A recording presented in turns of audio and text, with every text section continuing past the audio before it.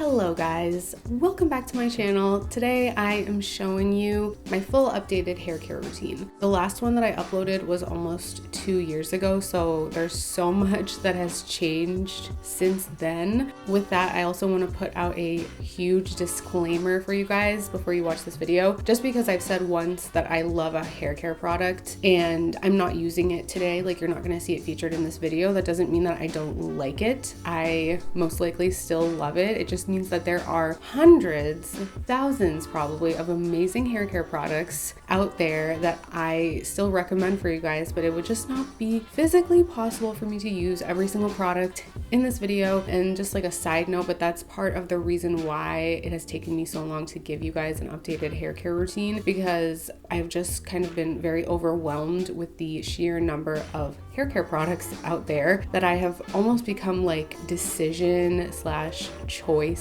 paralyzed, just in terms of like having absolutely no idea which products to use because I love so many of them. But I do have a routine that I've been using consistently for a few months, and so I think that now is a really good time to share my routine with you. Enough rambling, as I always do. Let's get into the video.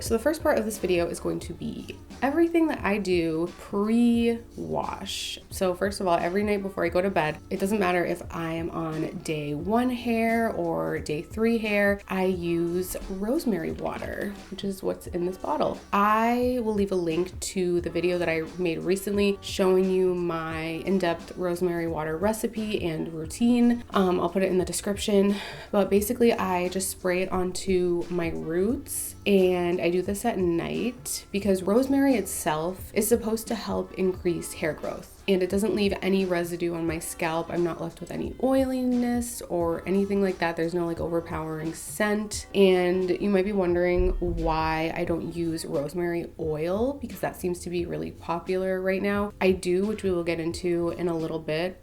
But because I have oily hair, I can't oil my roots and scalp every day. So rosemary water is like the best option for me. So before I shampoo my hair, I try to get some of the oil and just product buildup and maybe even like dandruff off of my scalp by brushing my hair with a wooden hairbrush and by using oils. So this is the wooden hairbrush that I use. This is great for oily hair because the wooden bristles help to spread the oil from your roots down to the length of your hair.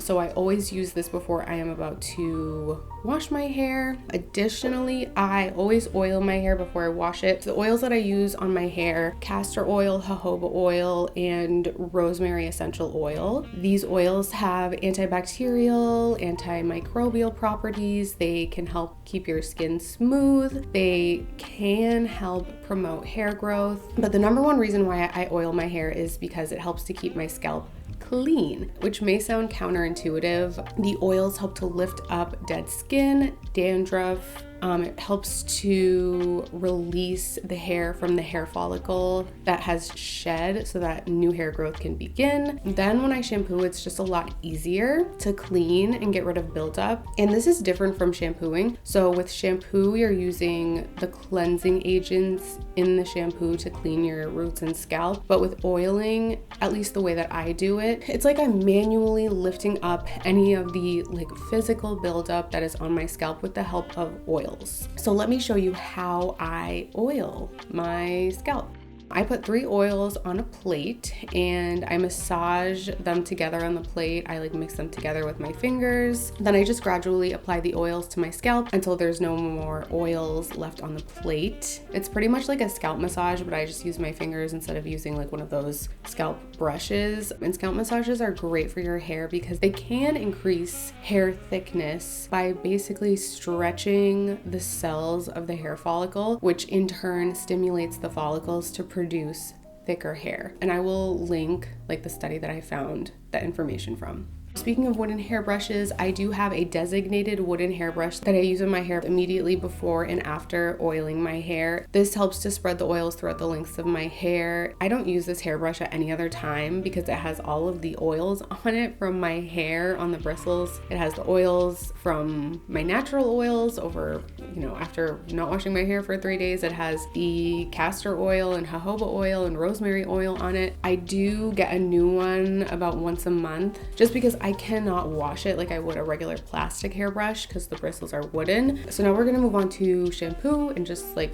washing my hair. Once I'm done with oiling my hair, I immediately get in the shower to wash it. So I don't oil my hair and then wait 3 hours and then shower. I don't oil my hair before going to bed and then shower in the morning. I oil my hair and then I just shampoo right away. There's a few shampoos that I alternate between. On a regular everyday basis, I opt for a sulfate-free clarifying shampoo like this one. I make sure that I put clarifying in quotes because it's sulfate-free. It's not going to clarify your hair like a true clarifying shampoo would that has sulfates in it. But because I have oily hair, I really need to use a shampoo that is going to clean my hair thoroughly, but it's not going to dry it out. And usually shampoos with those characteristics are clear, like this one. This is the Aveeno apple cider vinegar shampoo. It's sulfate free. It doesn't irritate my scalp at all. And it even has like some really beneficial ingredients. It's just really great for my hair. I love it. And it's affordable, which is great. When shampooing, I only shampoo the roots of my hair. When it rinses off, it gently cleanses the lengths of my hair, so I'm not like totally neglecting the lengths, but I also don't want to shampoo them as much as I shampoo the roots because there's not nearly as much oil on the ends and like they're not nearly as dirty as the roots. Then I use a clarifying shampoo about once every 2 weeks, so that would equate to maybe once every 6 to 8 washes. The clarifying shampoo that I am using right now is the Redken hair cleansing cream shampoo, which I've been using for so long. I swear by this shampoo. It is amazing. It is the best clarifying shampoo that I've used. There's so many good ones on the market. Like there's just so many, but this one is amazing. This has sulfates, so it's definitely not something that you would want to use on an every wash basis. Well, at least for me, it's not something I want to use on an every wash basis, but it also has really nice exfoliating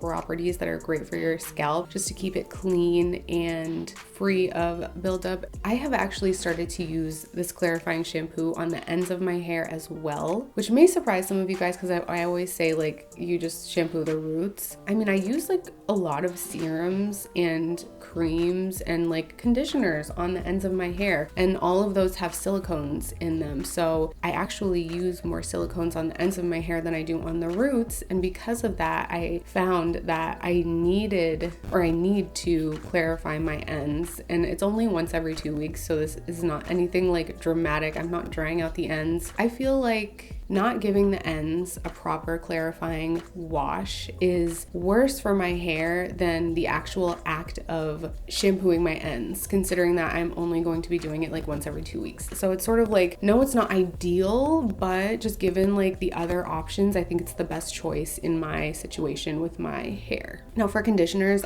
I think conditioner in general is just my favorite hair care product to use. I love conditioners and hair masks. So I love like all the moroccanoil conditioners, all the kerastse conditioners, L'Oreal conditioners, they're all amazing. But I just so happen to be using the Pureology Hydrate Conditioner, which I think is amazing and currently my favorite. So this has silicones, which is important for protecting my hair against damage, of course. It makes my hair smooth, it makes my hair soft. I only apply conditioner to the lengths of my hair. I never apply it on the roots. And I leave it in for about 3 minutes and then I just rinse it out. I guess I should clarify, no pun intended, I should clarify that I use these two together. So I use the Aveeno apple cider vinegar blend shampoo with the Pureology Hydrate Conditioner. I don't use this conditioner with the Redken shampoo just because I opt for a hair mask, which I will get into now.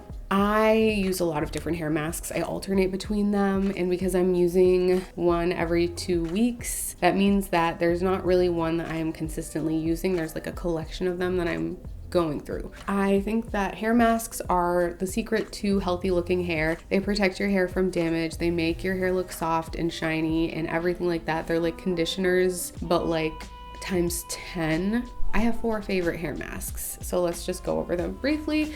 I just had to buy a new one of this. This is the Arvazalia Hydrating Argan Oil Hair Mask. I have actually been using this for years, like before the pandemic. I have been using this. It just makes my hair feel so smooth and luxurious. I love it, and it smells really good. I also use the Kerastse Chroma Absolute hair mask. It's intended for color treated hair. Just a side note, the last time that I had my hair colored was over a year ago, and so I'm pretty sure that it has pretty much all washed out since then, and I'm not going to be coloring it again. My hair is not chemically treated, so the fact that this hair mask is for color treated hair and mine isn't color treated, that just shows you definitely do not have to have color treated hair to use it. It's just a really great hair mask, and if you happen to have color treated hair, it's probably even better for your hair. Another hair mask that I recently discovered that I love, where are you?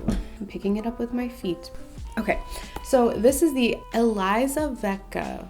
I'm sorry if I'm mispronouncing that. Collagen coating hair protein treatment. This is only $7.24. I have seen it on Amazon for years. Like, it's just always one of like the top hair products on Amazon. I tried it and I am obsessed with it. I love it. It's a really great hair mask. It does what a hair mask is supposed to do. It makes your hair extra shiny, extra smooth, extra detangled. It's just great. And then of course, I use the Moroccanoil Hydration Hair Mask. Moroccanoil is one of my favorite hair care brands. Again, I don't really know what else there is to say about a hair mask. All I can really say is that it's an amazing hair mask. It works really well for my hair. And then of course with hair masks, I use them just like I use conditioners. I just apply it to the lengths of my hair and then I wait about 3 to 4 minutes and then I just rinse it out.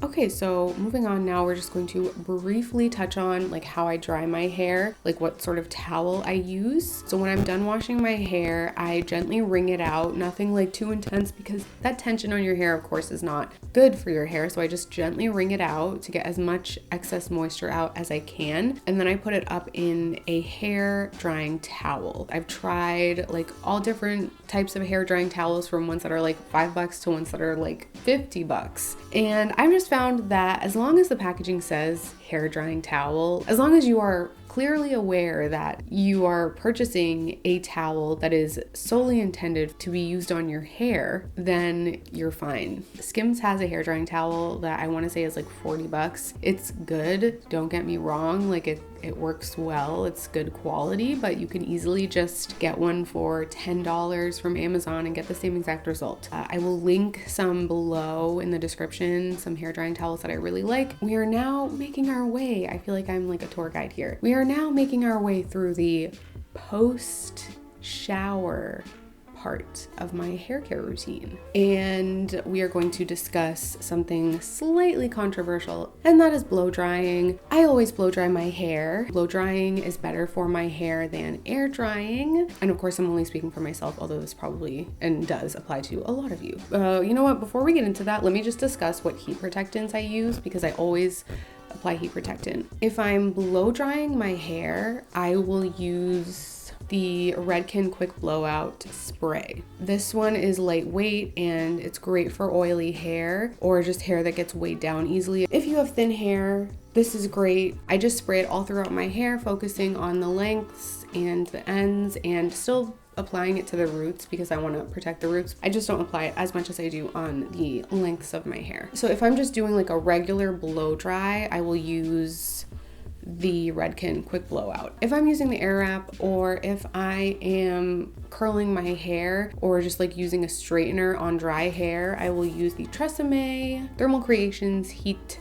Tamer Spray. This one I feel like is even better if you have thin or just like hair that gets oily easily. Now let's just go over why I blow dry my hair and why blow drying for me is significantly less damaging than air drying. I just want to briefly cover it because I feel like every time I mention it, there's always like someone who is new to the idea of blow drying being better for your hair. So I just want to make sure that we're all on the same page here. When your hair is wet, it's in a weak and fragile state. Therefore, it is more easily damaged from things like mechanical damage, like brushing your hair or putting it up in like a ponytail or a messy bun, or just even if like your pillow rubs against the ends of your hair. When it's wet, it's more prone to damage in those situations. And for my hair, leaving it to air dry causes significant damage to the ends over time. And I know this because I air dried my hair pretty much my entire like teenage years, and the ends of my hair were so incredibly damaged, and just they felt like straw. Like you could like hold them between your fingers, it would sound like you're like crinkling paper. So obviously my hair doesn't feel that way anymore, and partially I believe that's because I never air dry my hair. On the other hand, blow drying obviously dries your hair faster, so your hair is not going to be in a fragile, weakened state for as long. Blow dried hair is also usually much more detangled than air dried hair, which also helps to prevent against damage, because when you're like brushing your hair and your hair is really tangled, even if you're doing it gently, that's very damaging for your hair. So finally, my air dried hair gets oily faster than my blow dried hair. When I blow dry my hair, I'm able to go longer in between washes, which ends up being better for my hair, because then my hair is not getting wet as often because I'm not washing it as much, so therefore it's not getting as damaged. Also, I don't just use a regular blow dryer, which I don't know if I have it over here, but I use the Life-In blow dryer. That's typically what I use. I will link it below in the description. It's a really great Dyson dupe, but most of the time I use the airwrap, which where is the airwrap? I put it away already. Okay, so I use the airwrap a lot. I love the airwrap. There's nothing like, I mean, there's dupes for the airwrap, but there is nothing like the OG airwrap. I just section my hair horizontally. I do multiple sections, and I use the small, like the thinnest barrel size, which I believe is 1.2 inches. This is the best one for your hair if your hair doesn't hold a curl that well, because it's going to give you a tighter curl, which then will help it to last longer. And then I always apply a serum after I dry my hair. So I will either use the moroccanoil treatment, or I will use the olaplex bonding oil. Both help to add shine to my hair after I have finished blow drying it. Now, if it's humid out, in that case, my hair would be really frizzy. Then I'll go with something a little bit heavier than just using a serum. And I will use a mixture of a cream and a serum. So some of my favorite hair creams are the Redken Acidic Bonding Concentrate Leave-In Cream, or the Oribe Supershine Moisturizing Cream. Also the Olaplex Smoothing Cream, I believe it's called. But those are my favorite. There is one thing I wanted to leave for the very end though, and that is the Olaplex Zero and Olaplex number 3. So I have used those two products religiously for the last like 2 years. They work amazingly, but you didn't see them in this video because I just don't have the time